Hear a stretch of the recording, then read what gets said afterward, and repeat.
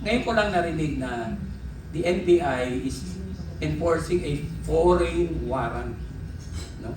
Hindi ginagawa ng NBI yan. You read even the history of the Philippines. Hindi pa yata nangyari yan. This is the first time na they are trying to enforce an ICC warrant kuno. Na hindi pa klaro na meron talaga because there is some sort of a deception here. Initially sinabing wala, tapos later on sinabing meron. Ano bang totoo? You cannot do that to an accused. Yes. Sasabihin mo meron o wala, meron o wala, and then all of a sudden you change. Hindi pwede yun eh. Isa lang ang tanong, may warrant pa ako, wala. Yun lang. Hindi mo pwede sabihin, wala. Tingnan natin. Hindi pwedeng ganoon. Itbulaga. Itbulaga, yan. So, Panyero, basically, what is the legal role of NBI? Sa usaping legal na to talaga, may papel, pwede ba silang magpatupad nitong arrest warrant ng ICC?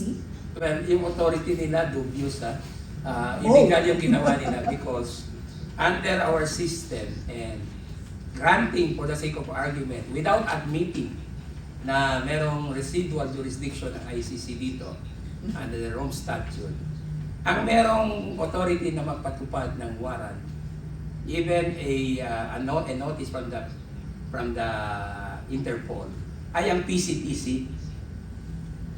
PCTC hindi stands NBI. for, ano po yung PCT? Philippine Commission on Transnational Crime, PCTC.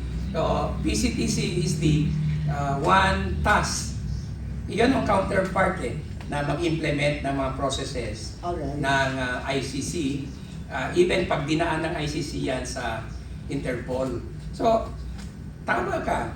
Ano bang role ng NBI dito? Nagtataka ako all of a sudden, parang daga sila na lumabas sa isang butas and then naghapulan dun sa loob ng Senado.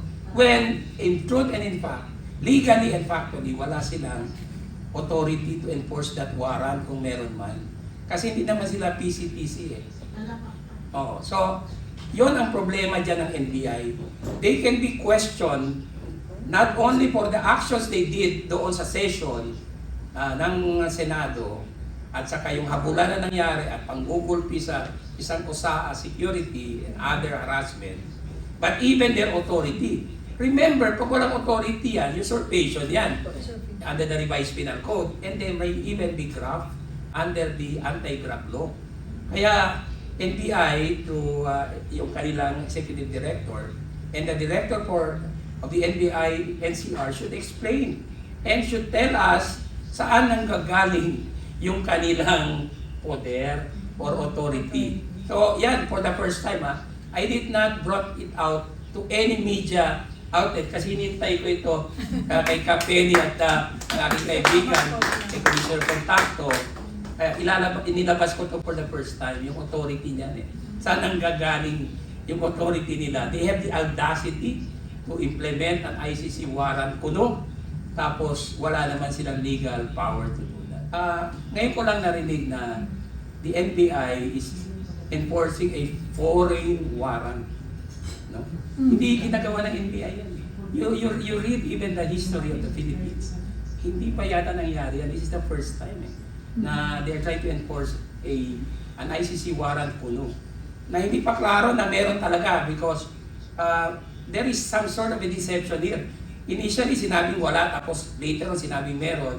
Ano bang totoo? You cannot do that to an accused. Yes. Sasabihin mo meron o wala, meron o wala, and then all of a sudden you change. Hindi pwede yun Isa lang ang tanong, may warrant pa ako, wala. Yun lang. Hindi mo pwede sabihin, wala.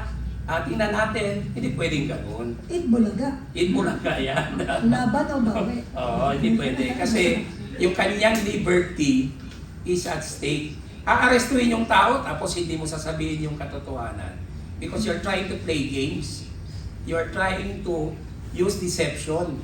Yun pa lang, foul na yan hindi pwedeng ganun kahit pag gobyerno ang gagawa. So the NBI should explain to the Filipino people saan nanggagaling ang authority nila para i-enforce yung ICC warrant kuno. Kapeni, interestingly, and we stand corrected po, PCTC is a Philippine Center Center, yes. for yes. Transnational Yeah, stand Crimes. corrected, Yeah, it used to be under the DILG.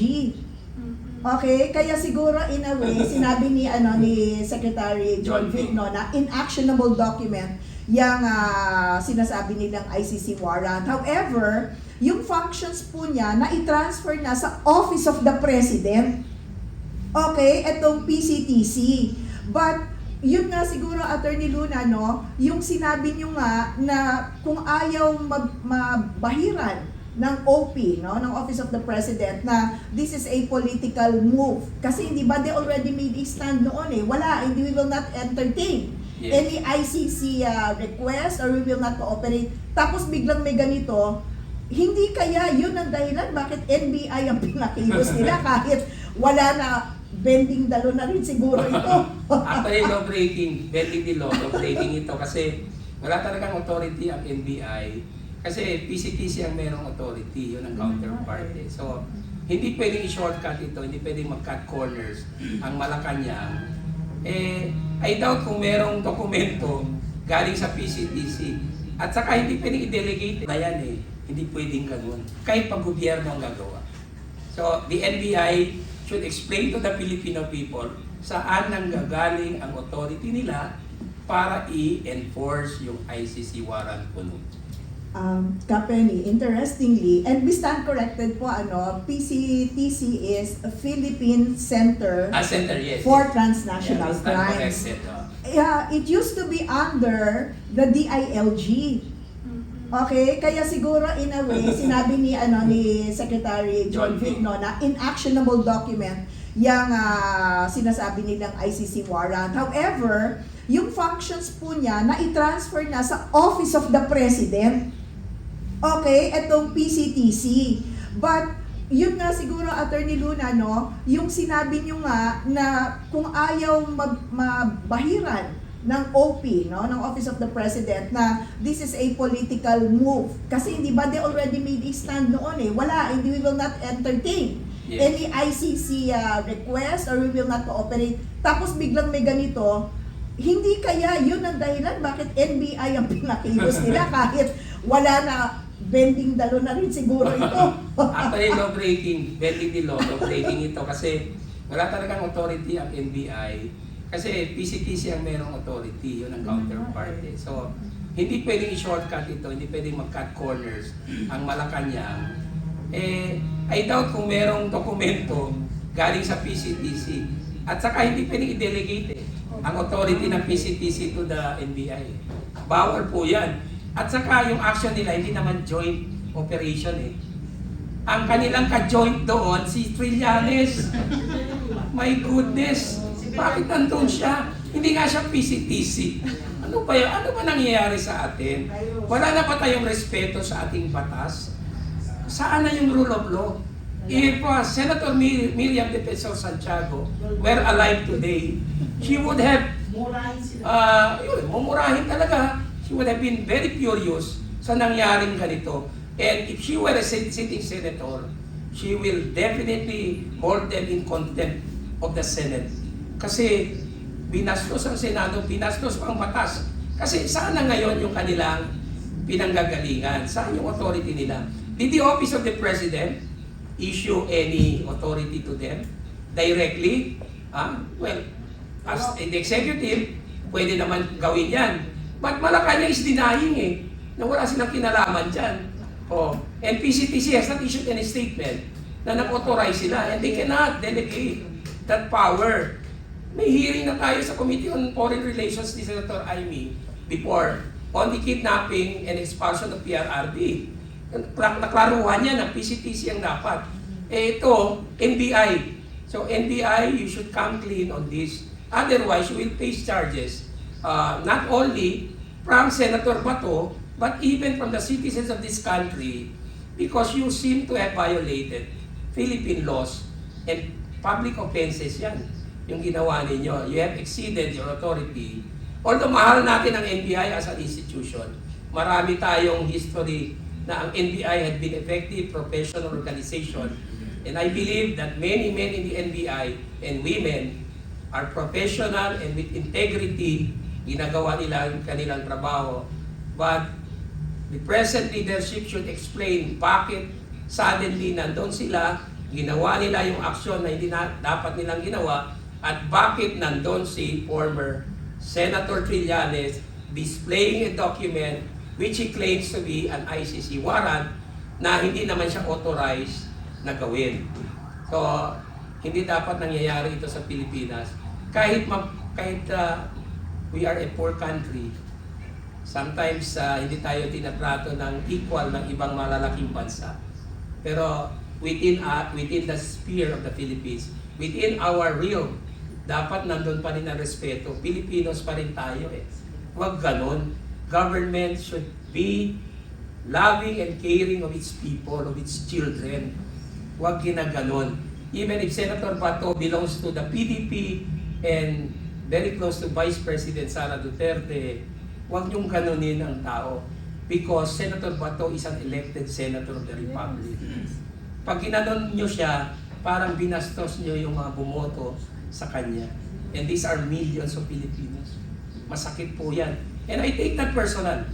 Because binatohan ko si Senator Bato eh. Bumoto ako. At wala namang kasalanan yung tao. And he is ready to face whatever it is. Pero dapat may due process.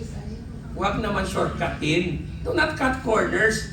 Eh, sabi ko nga, in case of that, dapat i-resolve in favor of the accused. Oo. Bigyan natin lahat ng leeway. Pambira naman. Ano bang tinatago ng gobyerno kung bakit ayaw nila? Di ba? Huwag ganon.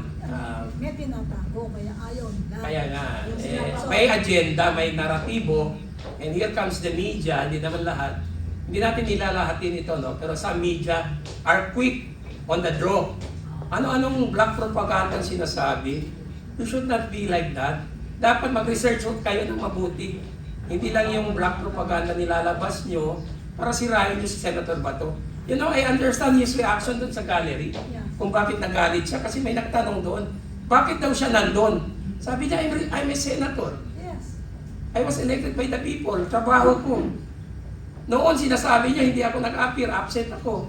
Ngayon nandito ako, pina-question nyo. You see the unfairness there. Yes.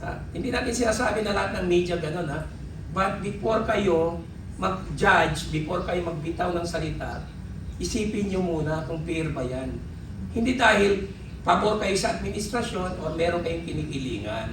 You respect the office of Senator Bato. Kahit ayaw nyo i-respeto siya as a person, but you have to respect his office. He's a Senator of the Republic.